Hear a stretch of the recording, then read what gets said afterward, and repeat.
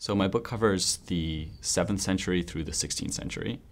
And some important things to keep in mind are, at this time in England, all books are produced by hand. There's no print yet. So the sources for the poetry I'm talking about up through the end of the 15th century are in manuscripts. Another thing to keep in mind is that at this time, English within England is a sort of third-class language behind Latin and French. English is far from being the global hegemonic language that it is today. It's a regional language. And people in England have this sense of themselves really on the edge of the known world. They're in the northwestern corner of the known world, and they're speaking a language only spoken pretty much in this little corner of the world. Something else to keep in mind is that as a consequence of English being less prestigious than Latin and French, English grammar and English poetics, while practiced, are not yet a subject that you would study in school.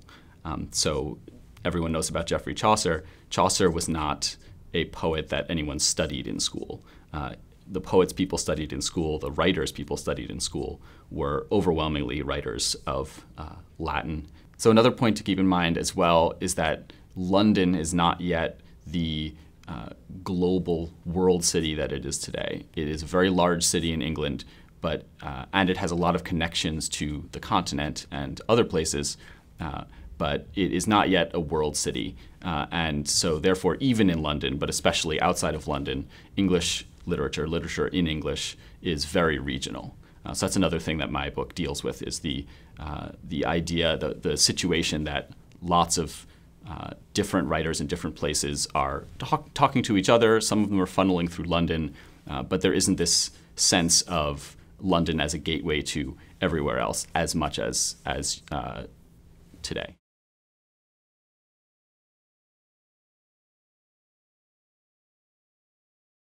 So verse history is literary history funneled through the history of poetic form, meter. So the way it differs from literary history in general is that typically in literary history we think about different periods or different writers who capture the essence of a century or a stretch of centuries. And this is useful, but it tends to amalgamate different poetic traditions. So if we think today, if we're thinking about lyric poetry could be written in iambic pentameter. It could be written in free verse. It could be delivered as slam poetry. And these are all different forms with different histories. And so what verse history tries to do is it tries to pick apart those different histories and think about how the long historical sequence of poetic activity within something like pentameter, in my case, alliterative verse, matters to the way that poets and audiences think about poetry at any given time. And then to contrast it, on the other hand, with metrical history, people who study meter are very invested in developing and identifying sort of sequences of metrical change over time, say, again, in the iambic pentameter tradition, or in the change from metered poetry to free verse in the 20th century. And this is very useful work, but it tends to be quite technical and not accessible to even other scholars who are studying poetry. So another thing that at the same time my concept of verse history is trying to accomplish is to take the valuable work that metrists, people who study meter, are doing about the history of metrical form, and kind of linking that back up with literary history and cultural history, and asking, why does it matter to literary history and cultural history that such and such a sequence of metrical forms occurred over these years?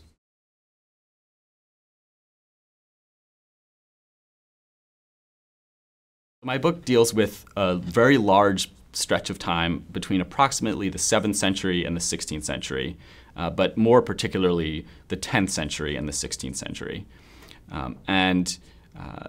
The literature that falls within, the English literature that falls within these centuries, is typically divided up into two halves: Old English for everything before the Norman Conquest of 1066, and Middle English for everything after the Norman Conquest of 1066. So this division between Old English and Middle English is a division in political history that has been mapped onto literary history.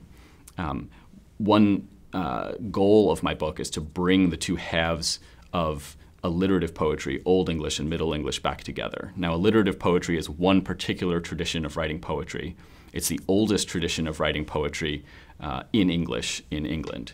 It's the tradition that includes Beowulf, Sir Gawain and the Green Knight, Piers Plowman, and about 300 other poems.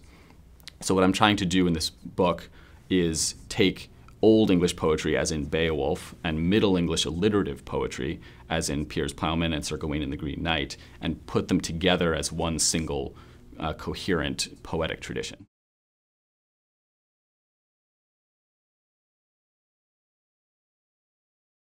On the one hand, my book is concerned with tracking metrical changes over this span of time.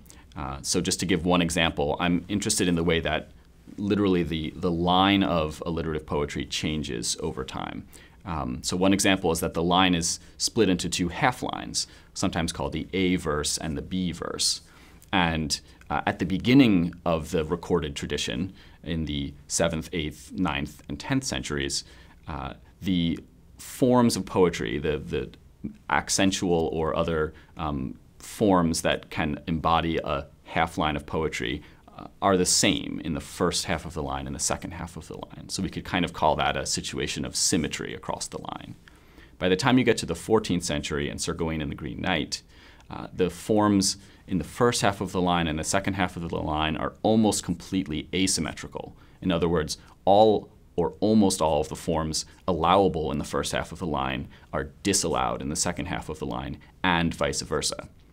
So that's just one kind of formal change that I'm tracking, and I'm using and drawing on lots of previous metrical scholarship to track out those changes.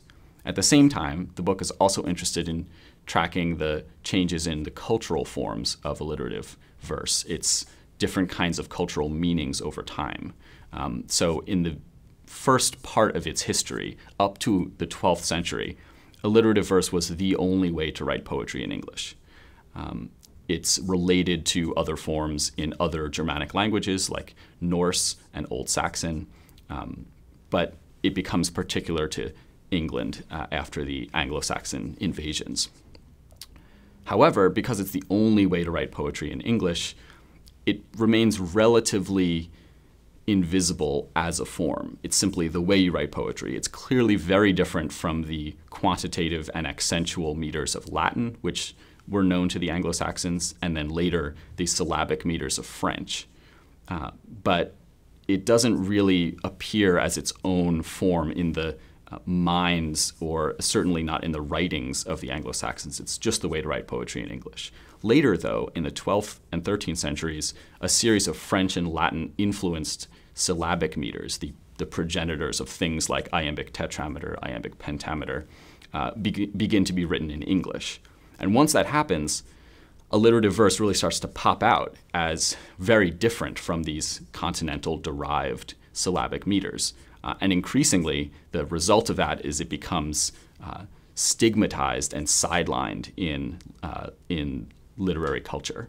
So my book is also interested in tracking the trajectory of alliterative verse from just the way you write poetry in English to its demotion as a kind of special case, a special category of poetry. And by the 15th century, it's quite remarkable to be writing in alliterative poetry. People are still doing it even into the 16th century, but just after, sort of the generation after Sir Gawain and the Green Knight, it really starts to become a salient option.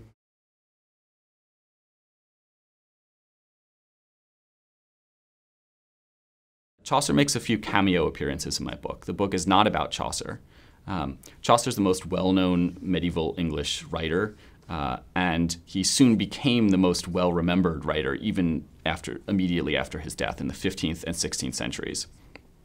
And Chaucer is the central canonical figure studied by people from the 16th century through today. And typically when scholars talk about 14th and 15th century English literature, they think of Chaucer as the center, and they think of alliterative verse as Chaucer's other, as the thing he was not choosing to do, the regional literature that he, a London poet, was transcending. And one thing that my book tries to do, and it's part of a larger scholarly pushback to that idea of Chaucer as the center, is to think about alliterative verse maybe not as the center, but as part of a pre-existing conversation about English meter that Chaucer is entering. And so that, in fact, Chaucer is alliterative verse's other. So I'm trying to think of reversing that perspective just a little bit. The most famous comment about alliterative meter from the Middle Ages, and one of the only comments about it, is this moment in Chaucer's Canterbury Tales when his character, the parson, is asked to give a tale, and he says, "I certainly can't rum, rum, rough by letter." And we think that he's talking then about alliterative verse and being very dismissive about it. And people have wanted to think of Chaucer endorsing the dismissiveness of the parson. And I have a reading of that toward the end of the book, of that moment, where I argue that Chaucer himself is not necessarily being dismissive of alliterative verse. He's just stereotyping it and putting that stereotype in the mouth of a Southern character. He says, the character says, "I'm a Southern man, so I can't do alliterative verse." So there are these discourses around alliterative verse having to do with regionalism, levels of education, literary refinement.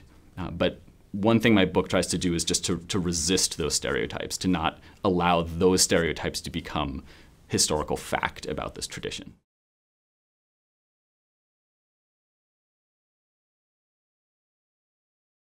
So there's been this idea for quite a while, particularly after the 1970s, that in scholarship, that 14th and 15th century alliterative verse, as in Sir Gawain and the Green Knight, constitutes a real new beginning for alliterative verse, a so-called alliterative revival. After either a century or, by some people's count, 3 centuries of alliterative verse not being composed. And my book strongly argues against that version of an alliterative revival. So one upshot of my book's argument is that the alliterative revival is a modern retrospective invention. It's a non-event. It is something we perceive in the period, but we're misperceiving it. And instead, what I offer is a poetic tradition understood as an institution, a cultural institution, one that, in my argument, spans the 7th century to the 16th century continuously. So choosing alliterative meter in the 14th century was not, as some people claim, a kind of atavistic, nationalistic rejection of metropolitan culture. This is how some people characterize, let's say, the verse form of Sir Gawain and the Green Knight. Instead, I'd argue this is simply selecting a meter that had existed in England for hundreds of years. It was less prestigious than it once had been in relation to newer English verse forms, but it was an available choice and did not require special defense or attract special socio-political significance, at least not in the way that people are claiming. So one of the main targets of my book is this idea of Old English, Middle English periodization, the idea that 1066 is this real watershed moment for literature. And it really has organized the study of this period since the 19th century. I've been hired here at BC to teach Middle English literature as opposed to Old English literature, although I do both. And that's pretty typical. Most academic jobs in this field now are either for Old English or for Middle English. And part of my argument is that we see different kinds of trends, and we have a different kind of perspective onto any given moment when we actually combine Old English and Middle English.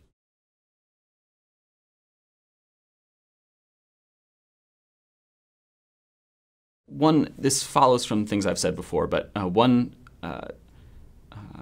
other kind of target of my arguments is this very durable idea that alliterative verse is provincial in a way that London literature, and especially the Chaucerian tradition, is not.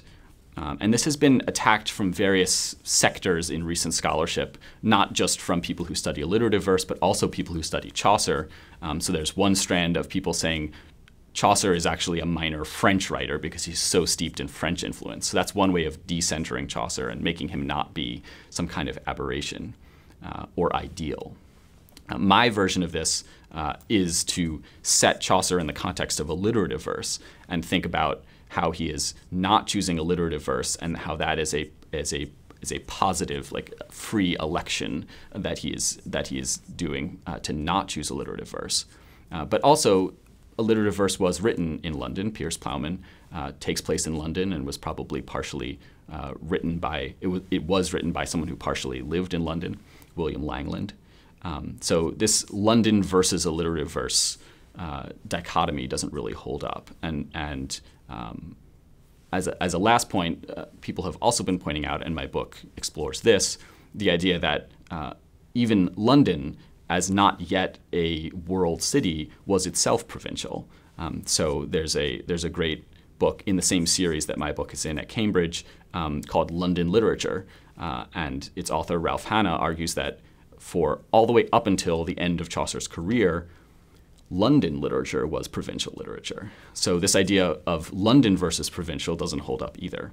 So another kind of goal of my book is to think about what poetic tradition means to the people who produce and consume it before a megalopolis kind of dominates literary culture, as London very quickly started to do at the end of the 14th century and really through the 15th century, and then just on through the centuries. So I'm trying to think about what it was like to produce and consume specifically poetry, metered poetry, before the largest city in a country or on an island really attracts nearly all of the literary energies of that place.